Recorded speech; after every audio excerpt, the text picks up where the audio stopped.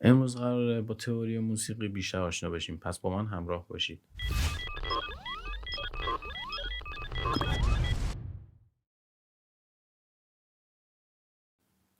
سلام، خیلی خوش اومدید به این ویدیو. امروز میخوام بهتون ساختار گام مینور، پیدا کردن گام مینور و چند تا سیکل آکورد که توی ویدیوهای بعدی واسه تنظیم میخوایم استفاده کنیم و بهتون معرفی کنم. قبل از شروع حتما چنل رو سابسکرایب کنید، زنگوله رو فعال کنید تا ویدیوهای بعدی به اطلاعاتون رسیده بشه.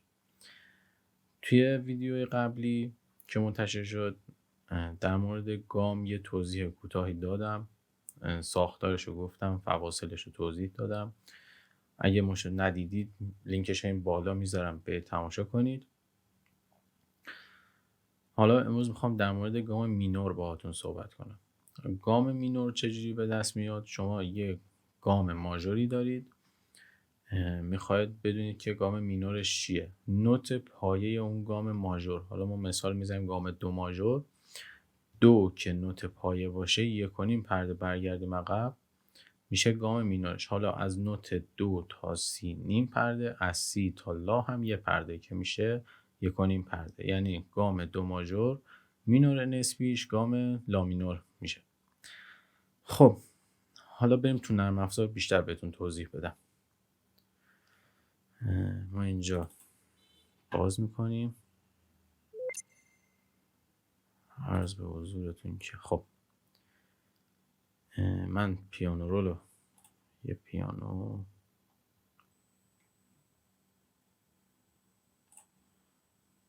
باز میکنم. خب این پیانو میام توی پیانو رول. حالا دقت کنید این نوت دو گام دو ماژور ماه که همه کلاویه های سفید هایلایتش روشنه، کلاویه های مشکی تو گام نیستن. این خط پیانو رول تیره تر حساب میشه، نشون داده میشه. خب حالا ما گام دو ماژور رو بخوایم مینورش رو پیدا کنیم، 1.5 پرده باید برگردیم عقب، همونجوری که گفتم. از دو تا سی نیم پرده، دو سی نیم پرده، از سی تا لا هم یه پرده، یعنی گام مینور نسبی دو ماژور میشه گام لا مینور. خب حالا ساختار گام مینور چجوریه؟ چون شرایطش فرق میکنه، شروع نوت از یه جای دیگه است، ساختارش مثل گام ماژور نمیشه. چجوری میشه؟ گام لا مینور میشه پرده، یعنی نوت پایه تا سی یه پرده، پرده نیم پرده، پرده پرده نیم پرده، پرده و پرده که نوت اکتاو همون گام میشه. اوکی تا اینجا. حالا درجات گام دیگه مثل گام ماژور نیست که مثلا نوت دو درجه اول گام باشه. ما چون توی موسیقی بیشتر با گام مینور کار داریم، درجات گام رو ما از مثلا گام مینور میگیم. حالا نوت لا درجه اول گامه، نوت سی درجه دوم، نوت دو میشه درجه سوم، نوت ر میشه چهارم، نوت می پنجم، فا ششم، سل هفتم و دوباره لا که میره نوت پایه همون گام. اوکی تا اینجا خیلی ساده، چیز خاصی نداره. خب حالا این فواصل گام مینوره که میشه پرده نیم پرده، پرده پرده نیم پرده پرده. درست؟ حالا میخوام آکورداشم طبق فواصل بهتون توضیح بدم که بریم سیکل آکوردایی که آوردم و بهتون معرفی کنم دیگه، بره واسه قسمت های بعدی ویدیو که میخوایم تنظیم و کار کنیم. خب نکنید درجه اول گام لا مینور میشه آکورد همون لا مینور. خب که ساختارش پرده نیم پرده، یعنی 1.5 پرده تا فاصله سومش، پرده پرده از فاصله نوت سوم تا پنجم هم 2 پرده میشه که تو ویدیوهای قبلی توضیح دادم. خب لا مینور میشه فاصله اول، یعنی درجه اول گام. نوت گام آکورد سی دیمینیشت میشه درجه دوم گام. آکورد دو ماژور میشه درجه سوم. آکورد ر مینور میشه درجه چهارم. آکورد می مینور میشه درجه پنجم. آکورد فا ماژور میشه درجه ششم. آکورد سل ماژور هم میشه درجه هفتم. معذرت میخوام، میشه درجه هفتم. حالا من وقتی به شما گفتم مثلا سیکل آکوردمون درجات 1 7 6 5 هست، شما باید بدونید که مثلا درجه یکش مثلا تو گام لامینور خود آکورد لامینوره، درجه هفتمش آکورد سل ماژوره، درجه ششمش آکورد فا ماژوره و درجه پنجمش آکورد می مینوره. خب دیگه از این به بعد ما کارمون با گام‌های مینوره. درجات گام مثلا آکوردامون هم که میگیم روی آکوردای گام مینوره. خب حالا واسه این سیکل آکوردایی که میخوام بهتون معرفی کنم، سیکل آکورد اولی که آوردم بهتون معرفی کنم سیکل آکورد 1 5 4 5 هستش. اگه بخوام توی نرم افزار بهتون توضیح بدم میشه آکورد لا مینور، بعد می مینور،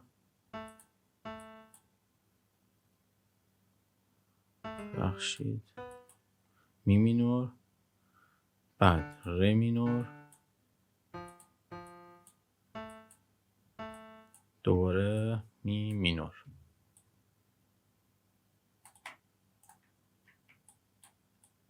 این سیکل آکورد اولیه که بهتون معرفی میکنم. یه بار بشنویم صداشو.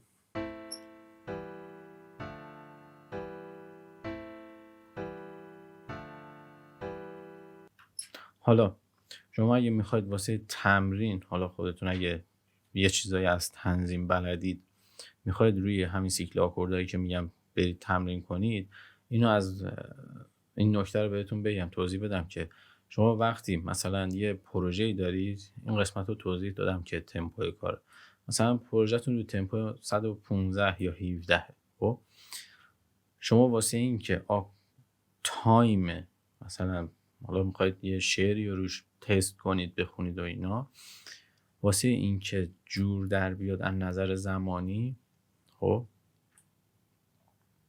شما باید آکوردتون رو به اندازه 2 میزان، خب میزان چیه؟ میزان به هر دسته 4 تاییه که توی همون ویدیو نرم افزار آشنایی با نرم افزار واسهتون گذاشته بودم که لینکش این بالا میذارم، توی اون ویدیو توضیح دادم که هر دسته 4 تایی اینا میشه یه میزان. خب واسه این که شما از نظر زمانی بتونید روی یه پروژه کار کنید که شعری میخواید روش بخونید، حتما باید اندازه 2 میزان واسه خوندن یا حالا هر چی تنظیم آهنگ اینسترومنتال و اینا فرق نمیکنه. خب سعی کنید بیشتر مواقع روی 2 میزان کار کنید که خیلی راحت تر، یعنی لوپ نمیشه کارتون، میتونید امکان تغییر دادن ملودی، فضای آهنگ و اینا رو خیلی دارید. خب یه گوش کنیم. یه لحظه من اینا رو بچینم.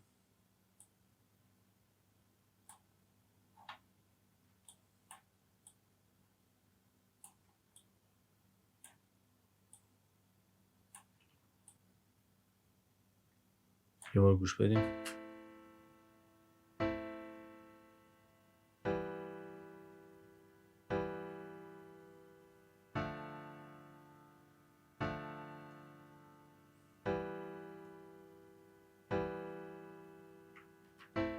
خب این سیکل آکورد اولمون.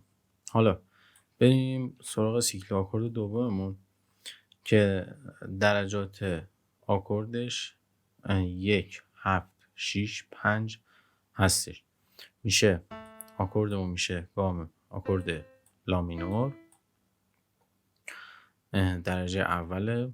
درجه هفتم میشه آکورد سل ماژور و درجه ششم میشه آکورد فا ماژور و درجه پنجم هم میشه آکورد می مینور. یه بار گوش بدیم.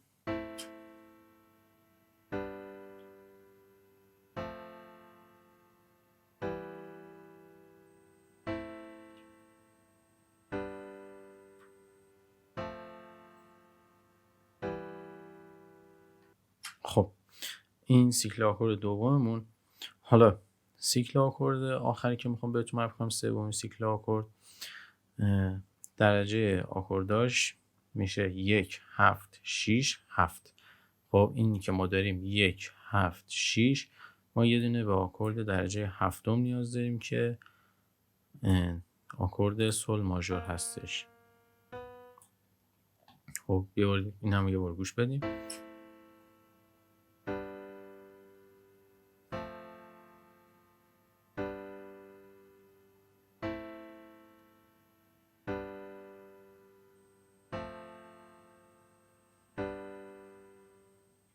خب بچه‌ها، فکر کنم واسه امروز بس باشه این مطالبی که توضیح دادم. توی ویدیوی بعدی میریم واسه تنظیم و از همین سیکل آکوردهایی که بهتون معرفی کردم استفاده میکنیم. میخوام تنظیم پاپ الکترونیک رو بهتون توضیح بدم. حالا تا یه جایی با هم پیش بریم، چارچوبای اصلیش رو بهتون توضیح بدم که شما هم راحت تر کارتون پیش بره. لایک و کامنت فراموشتون نشه. حتما هم چنل رو سابسکرایب کنید. خیلی مخلصم.